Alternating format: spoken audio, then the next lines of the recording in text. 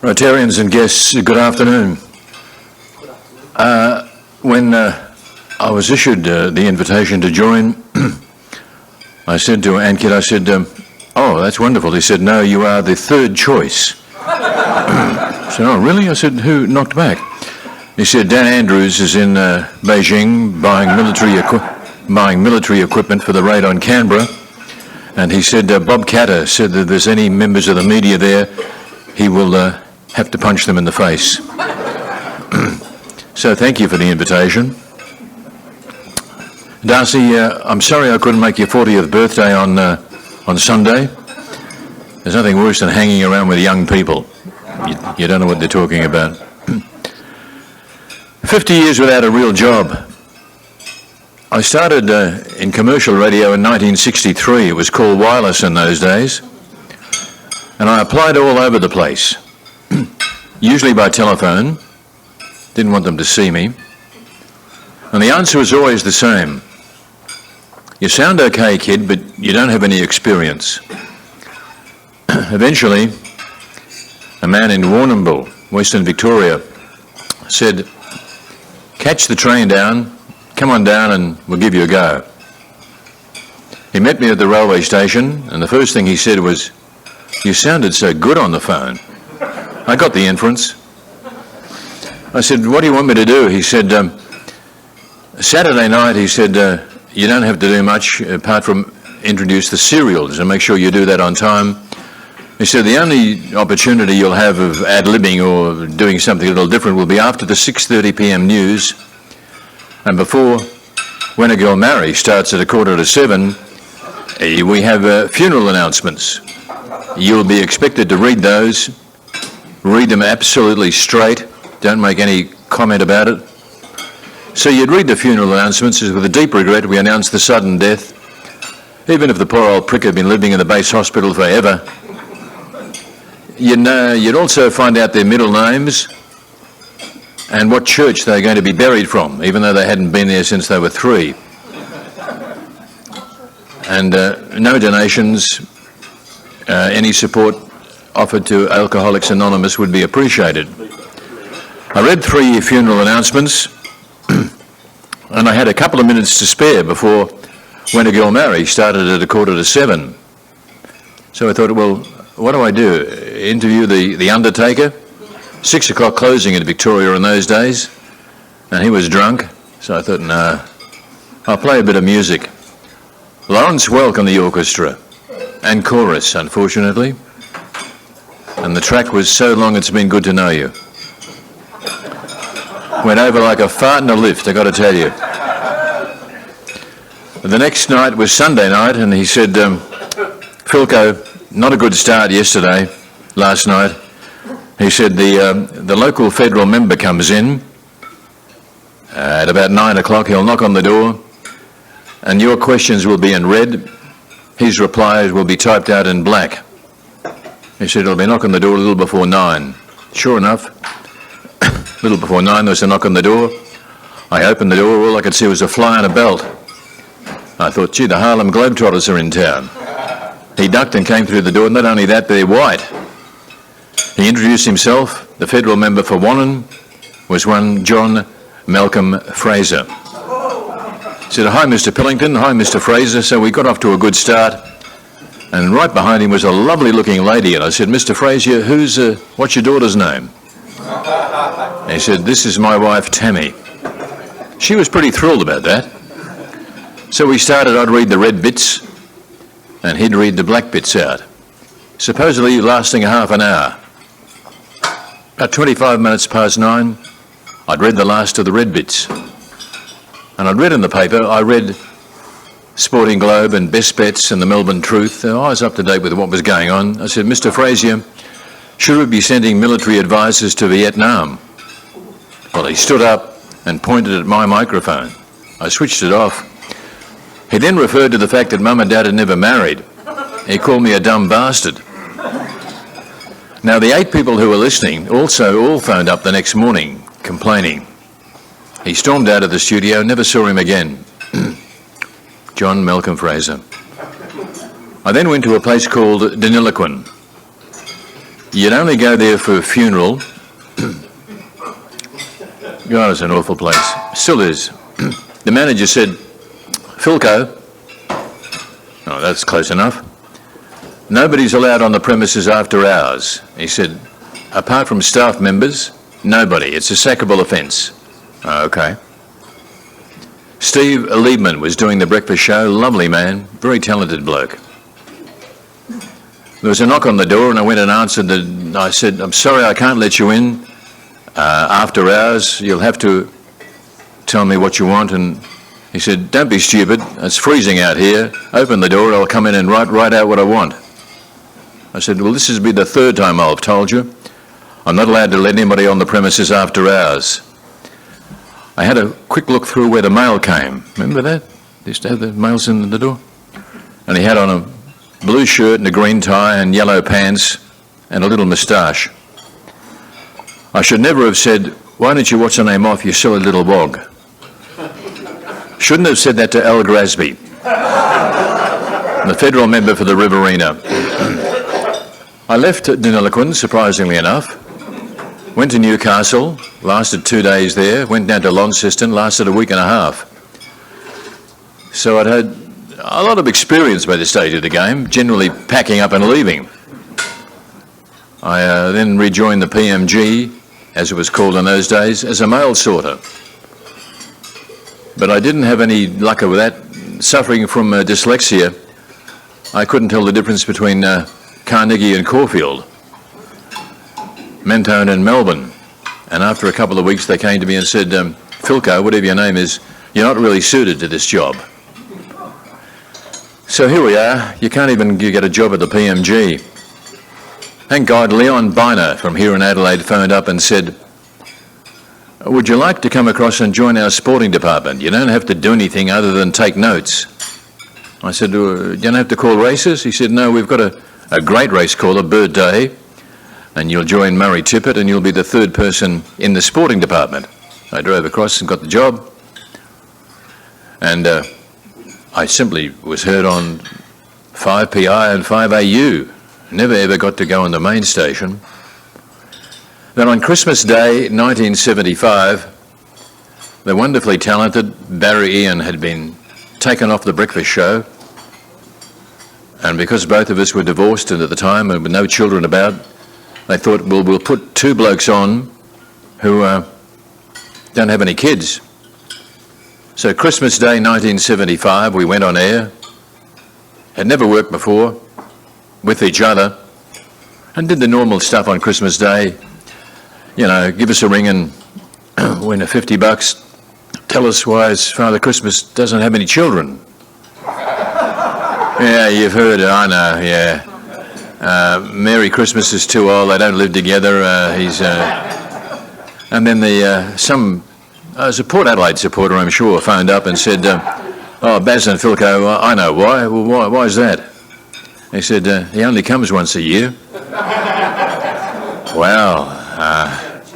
Around about 10:30 in the morning, Christmas morning 1975, our newsreader came in, Rex Leverington, and he said, oh, boys, it's sounding awful. And as for that Father Christmas thing, that's set the phones off. And he said, I've just received a telephone call from a mother up at Elizabeth, whose son called from a Navy ship in Darwin Harbour. Oh, yeah? And he claims there was a colossal windstorm last night, and it blew down a lot of the old buildings along the waterfront. I said, well, Rex, get on the phone and ring around. So he phoned the local radio station, he phoned the ABC, he phoned the newspaper, and he phoned the television station. Couldn't get through. He said, must have been a hell of a storm. And then we got a little serious after that, because people started to phone and say, I've heard a thing called Tracy has gone through Darwin Harbour and it's completely ruined. We said, oh, well, who cares anyway? You know, nobody goes to Darwin. There's only 8 people live there. The management then called us in afterwards and said that was the wrong thing to say. And by midday, we'd realised that there was a major tragedy with the loss of life and Darwin was completely wiped out. That was Christmas Day 1975. And the management said, we'll put the two of you on together. You collectively you're no good, but together I've got somebody really good coming at Easter time. We'll give you a go, see how it works. So Bob Francis came to us afterwards and said, it's just awful. He was appointed station manager. He said, you rubbish the clients, you laugh at each other, you do phantom calls that are highly illegal, you drop rumours that have got no basis whatsoever, and you've got some midget that comes in at 7:45 and causes havoc. I said, how long do you think it'll last for, Bob? He said, I'll be surprised if you're still here at Easter. And he was right. 21 Easters later, we were gone. In the time at Adelaide, I knew Don Bradman, but I didn't know him. People say, what are you talking about? He was a difficult man to get to know. He was a Rotarian for 53 years. The Rotary Club of Adelaide always insisted on sitting at the same table with the same people. Graham McLeod phoned me in about, I don't know when it was, early 80s. He said, would you MC the Bradman Medal? Oh, what's that for? The best and fairest district cricketer in Adelaide. It's held at the Italian Club up in Perry Street. He said, we sell tickets like that. They all want to hear Don Bradman talk. So, ladies and gentlemen, please welcome to the Bradman Medal and welcome our patron, Sir Donald Bradman. He'd get up and say the same thing. Welcome, everybody. Offer congratulations to the winner, whoever it may be, and please enjoy your night and sit down. So you're thinking, well, all these people have turned up, and he wouldn't pose for photos. He would sign autographs, but wouldn't pose for photos. And I said, Sir Donald, it was always Sir Donald and Pilko. He never quite knew my name. I said, do you listen to the show? And he was being polite. He said, I believe it's probably not my cup of tea. Which was a nice Adelaide way of saying, I believe it's a bag of shit. And I wouldn't be seen dead listening to it. He phoned one time and said, Pilko, I believe they're doing a thing called a body line. I said, yes, Sir Donald, Channel 10 are doing it. It's on Sunday night and Monday night, 2 episodes.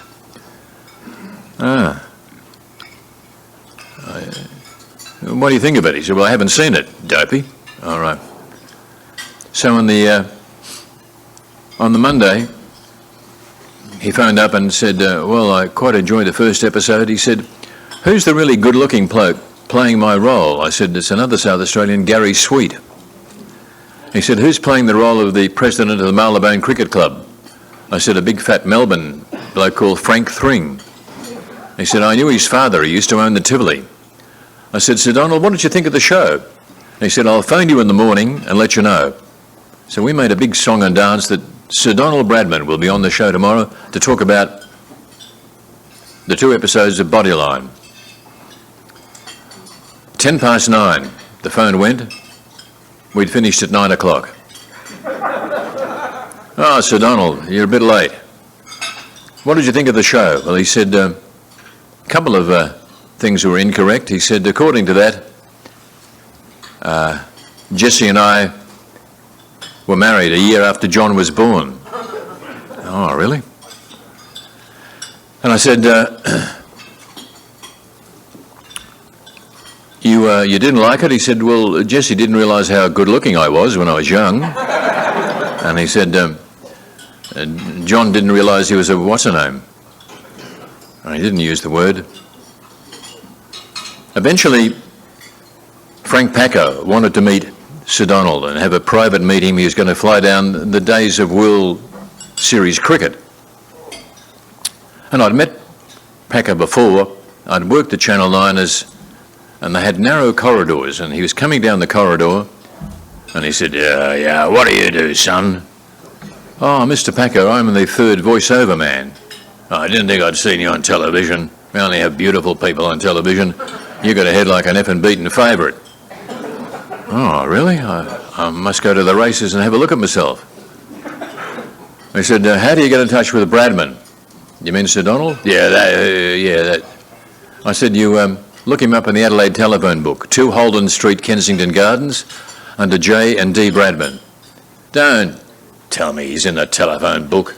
I said, Mr. Packer, always Mr. Packer, he's in the telephone book. He said, I can't believe that. And Sam Chisholm, the manager at the time, had issued a directive that you weren't allowed to stop Mr. Packer when he was in the building. He was obviously doing something important.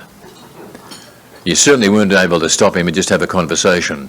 So he'd be across the other side of the room. I thought, getting 12 guineas a week, it's not the end of the world. I'd yell out, "G'day, Kerry, how are you?" And he wouldn't turn, he'd,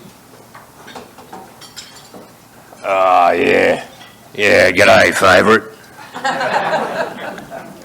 And it's caused such confusion among the place. They couldn't figure out how was the bloke just above the tea trolley lady being referred to as favourite. And people were nice to me for quite a few weeks. And eventually Ray Martin came and said, "I know why he calls you favourite, because he said you got a head like a beaten favourite." I said, "Yeah, right." Packer flew to Adelaide on his private jet in January of 1969. Nobody knew he was coming.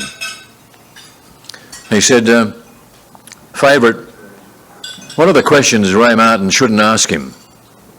I said, "There are 3 questions. When he left the stockbroking firm in Adelaide in 1934, Shirley's condition, and when John changed his name from Bradman to Bradson."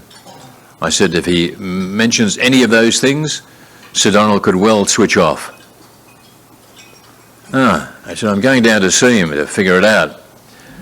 And Kerry, as he was called in those days, flew down with his dad, and he said, his hands were like that, because he swore all the time. Oh, swore just awful. And he said to himself, I've met the Queen, I've met the Pope, I've met the Prime Ministers, I'm now meeting Bradman. I mustn't swear. So they landed a little before midday, raced out to Kensington Gardens, and Kerry said, we were surprised. He said the security people had the day off, the butler had the day off, and the cook had the day off. Bad planning. So knock on the door, and there's Sir Donald, short. Kerry couldn't get over how little he was. And he said, oh, Sir Donald, keeping in mind he's going like that all the time, mustn't swear. Sir Donald, you've never worked for me before, but wrong. He went to the drawer, opened it, and took out a contract from 1930, when he'd written a column for Kerry's grandfather. Jamie said, I thought it'd be interesting when they got to the question of money. How much would you charge for Ray Martin to fly down and interview you here at the Adelaide Oval? Kerry said, I was intrigued to know what Bradman was going to say. And he said, Kerry, a donation to the Bradman Museum in Bowral would be appreciated. They sit down and have lunch. Lady Bradman's cooked the lunch, served the meal. Sir Donald says to Kerry, Kerry, what would you like to drink? Kerry was a non-drinker. Hard to imagine. He was bad enough without being sober. I hate to think what it would be like when we'd be drinking. And he said, I don't suppose you've got any. Sir Donald, I'd like a Fanta. Sir Donald had researched it, went to the fridge, got a bottle of Fanta out. And Jamie said, I shook my head thinking, how organised is this old bloke? He knows that Dad drinks Fanta. So Kerry had a couple of Fantas. At the end of the meal, got up, Bradman started to do the dishes. Lady Bradman got a thing called a tea towel. And so Kerry picked one up and thought, oh. And Jamie said, oh, I've got to get a photo of this. Never mind the effing photo. And he'd sworn in front of Lady Bradman, and Bradman said, Kerry, I've heard the word before. I've been playing cricket for a long time. Ray Martin came down and they did the whole interview here at the Adelaide Oval in one day. I said, Ray, how did you get the gig? He said, Lady Bradman was a great fan of the midday show and fortunately liked me. I said to him, we had wonderful guest speakers at the Bradman Medal, the likes of the Dennis Lilly, Sir Richard Hadley, Clive Lloyd, Gary Sobers. The list went on. If you received an invitation from Bradman to be his guest speaker, you'd readily accept. One year he phoned me up in 1984, said, Pilko, I didn't correct him, yeah, close enough. Pilko, I've invited the guest speaker across.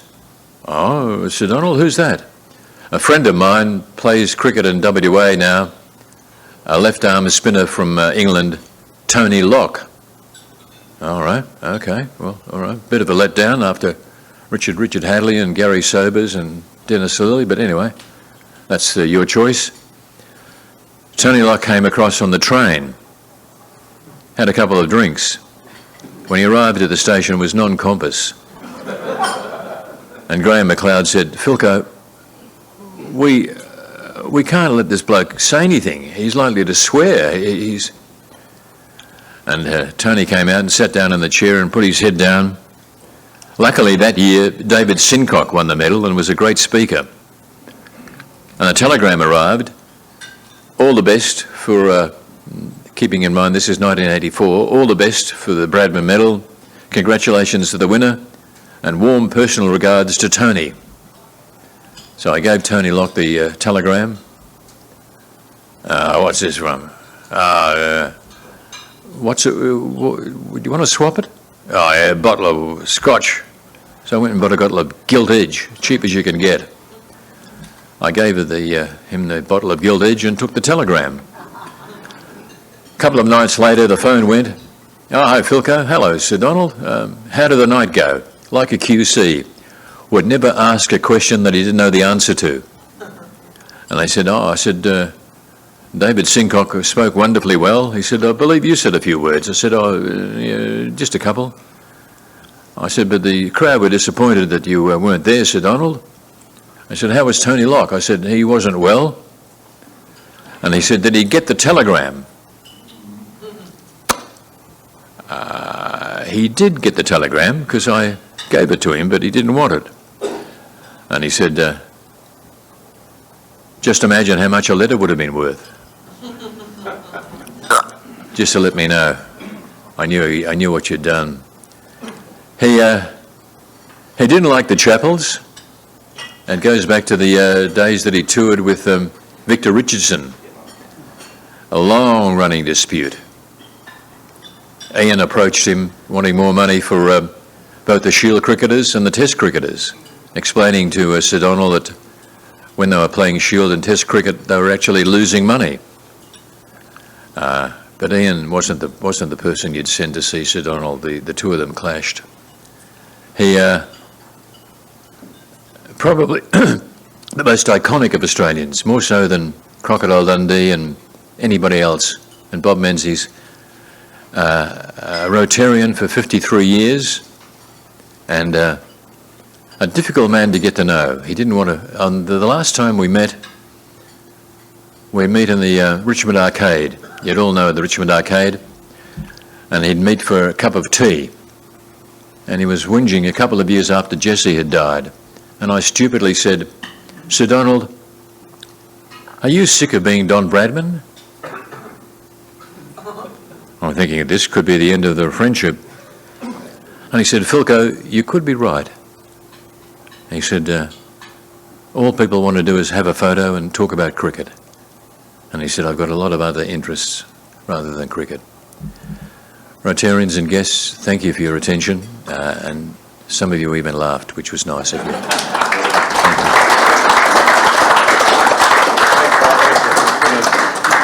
you. Can you stay with us? I think we've got time for 2 questions.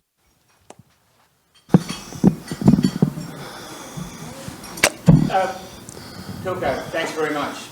Very entertaining for anyone who's remotely interested in cricket. It captures it all. But you glossed over the Bazz and Pilko era in the late 70s and some of the outrageous stunts that used to get perpetrated. Would you like to make any observations about some of the more memorable ones? The one that comes to mind is in Sydney, putting the jumbo under the Harbour Bridge. Not at all possible, but we had a mate flying with Qantas at the time, and he came on, got into big trouble, and he said, it can't be a full-size jumbo, He said, because there's simply not room. He said, there'll be myself and a first officer and we'll fly under the bridge at 8 o'clock. Don't be on the bridge because aviation fuel is highly inflammable and if something were to go wrong. We had nearly 400 listeners and 395 turned up that day, along with thousands of others. Jerry Harvey sponsored it. He'd just got a new product in called camcorders. And he said, get down there, this will be sensational, even if it goes wrong. Just the crash, will be just spectacular. But stay off the bridge at 8 o'clock, because that's when they'll come under. Thousands of people turned up. The word got around, you've got to go down to harbour. They're putting a jumbo under the bridge. 8 o'clock, the time pips went through, pip, pip, pip, pip, pip. And around came the jumbo. A little baby elephant on a barge. Well, you may laugh, but the people who'd gone to the trouble of getting down there with their camcorders, 3 of them thought it was funny. And Jerry Harvey said, you made me look like a fool. I said, Jerry, people talk behind your back anyway. David. Yep. Tony, I understand that when you were in Sydney you were asked to go and do a show over in Moscow just after Glasnost and all that sort of stuff about Russia had opened up. Can you tell us a little about that experience? We broadcast from Moscow direct for a month. 10 o'clock at night Moscow time until 1 o'clock in the morning. Coincided with the Sydney time, 5 till 9. You can imagine what sort of condition we were in by 10 o'clock at night. We flew there and Yevgeny Nilyanchenko was our minder. And our technician said he's not a minder, he's KGB. And he speaks perfect English.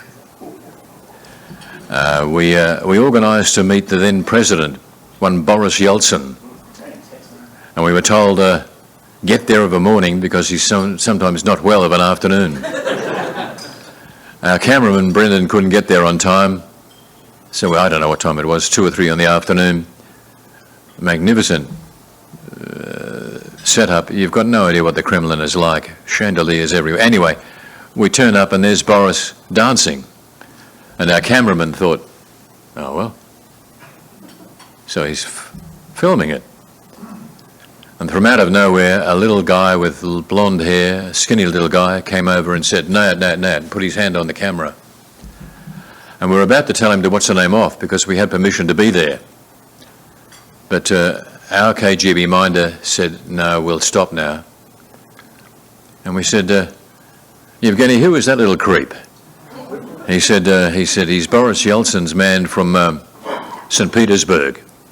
He's a colonel in the KGB. His name is Vladimir Putin. I'm glad we didn't tell him to watch the name off because it wouldn't have been the smart thing to do. The Russians wonderfully friendly. If ever you get the opportunity, go there. They'll think you're from Austria. Don't disillusion them.